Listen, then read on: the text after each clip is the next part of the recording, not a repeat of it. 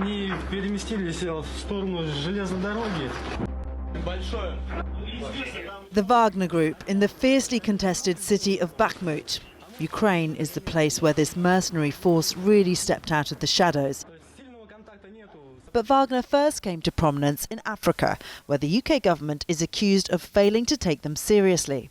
So Wagner has been operating since at least 2014 around the world, and yet from the evidence we heard from ministers, they saw this as a European phenomenon. They weren't looking at Wagner in Central African Republic, where essentially they have taken control. They have completely carried out their desires of state capture, where they're now exploiting the gold, the diamonds.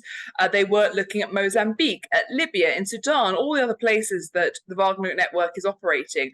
That is a core failing. Yes, we need to look at Wagner in Ukraine, but it is also operating elsewhere. These pictures show British forces on patrol in Mali in 2021.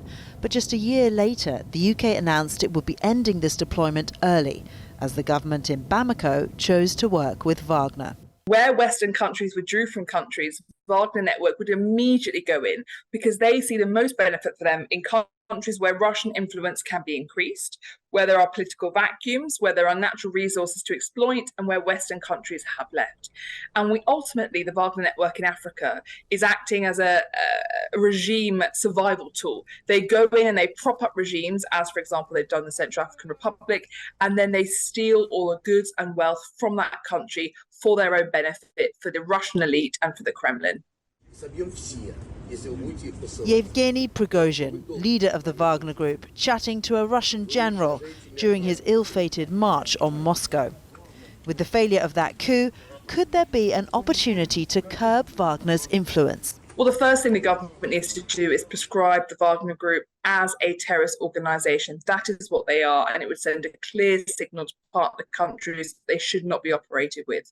Secondly, we should be declassifying intelligence, and to be fair, a lot of it is actually open source at the moment, that reveals that the Wagner network does not achieve its aims. It was brought into Mozambique to help defeat the Daesh problem in the north. It failed. It went running because it was defeated. Rwandan troops have now picked that up and have managed to push them back significantly. We need to make clear to our partners that we do not expect to see them getting in bed with the Wagner network.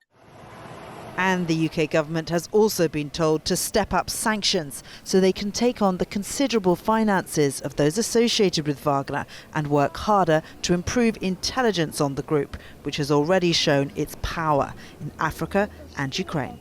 Rosie Layden, Forces News.